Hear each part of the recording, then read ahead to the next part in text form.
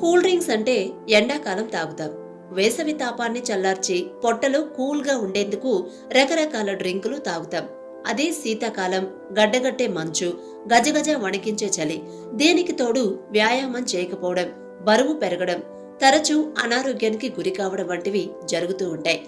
వీటికి సంబంధించి చెక్ పెట్టేందుకు కొన్ని రకాల వింటర్ డ్రింక్స్ తాగితే వ్యాధి నిరోధక శక్తి పెరిగి రోగాలను అరికడతాయని వైద్య నిపుణులు చెబుతున్నారు. ఇప్పుడు ఆ పానీయాలేంటో తెలుసుకుందాం.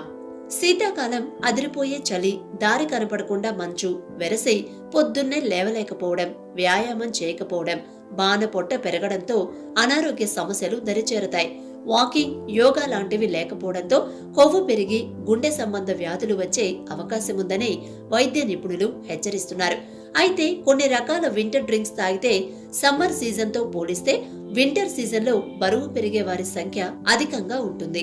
శరీరానికి తగిన శ్రమ లేకపోవడం, ఆహారం ఎక్కువగా తినాలనిపించడం, స్పైసీ ఫుడ్ తినాలన్న కోరికలు పెరగడం వంటివన్నీ చలికాలంలో బరువు పెరగడానికి కారణమవుతున్నాయి.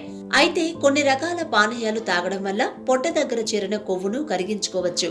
కానీ ఈ పానీయాలను వేడిగా ఉన్నప్పుడే తాగాలి. చలికాలంలో ఖచ్చితంగా తినాల్సిన పదార్థాలలో అల్లం ఒకటి. నీటిలో అల్లం తరుగును వేసి మరిగించాలి. ఆ నీటిని వడగట్టి ఒక గ్లాసులో వేయాలి. కాస్త నిమ్మరసం, తేనె కలుపుకొని దాన్ని తాగుతూ ఉండాలి. ఇలా చేయడం వల్ల క్యాలరీలు త్వరగా బర్న్ అవుతాయి. పొట్ట దగ్గర కొవ్వు చేరే అవకాశం తగ్గుతుంది. ఒక గ్లాసు పాలను వేడి చేసి అందులో ఒక స్పూన్ పసుపు కలుపుకోవాలి. నల్ల మిరియాల పొడిని కూడా వేసుకోవాలి. దీన్ని ప్రతిరోజు తాగుతూ ఉండాలి. దీనివల్ల కొవ్వు త్వరగా కరిగిపోతుంది. రోగ నిరోధక శక్తి పెరుగుతుంది. ఆకలి తక్కువగా వేస్తుంది.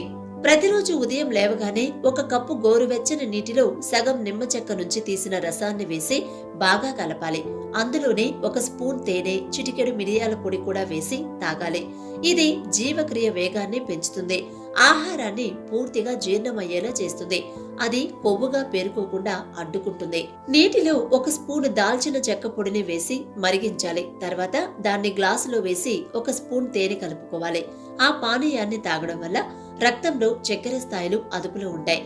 ఆహారాన్ని తినాలన్న కోరిక కూడా తగ్గుతుంది. కాబట్టి అధిక బరువుతో బాధపడుతున్న వారు, మధుమేహం ఉన్నవారు ఈ దాల్చిన చెక్కతో చేసిన పానీయాన్ని తాగడం అవసరం.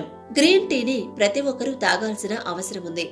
గ్రీన్ టీని మరీ వేడిగా తాగడం వల్ల ఉపయోగం ఉండదు. గోరువెచ్చగా మారాక అందులోని ఒక స్పూన్ నిమ్మరసం, ఒక స్పూన్ తేనె కలుపుకొని తాగితే మంచిది. దీనిలో యాంటీ ఆక్సిడెంట్లు అధికంగా ఉంటాయి. ఇవి జీవక్రియను పెంచి శరీరంలో కొవ్వు పేరుకుపోకుండా అడ్డుకుంటాయి.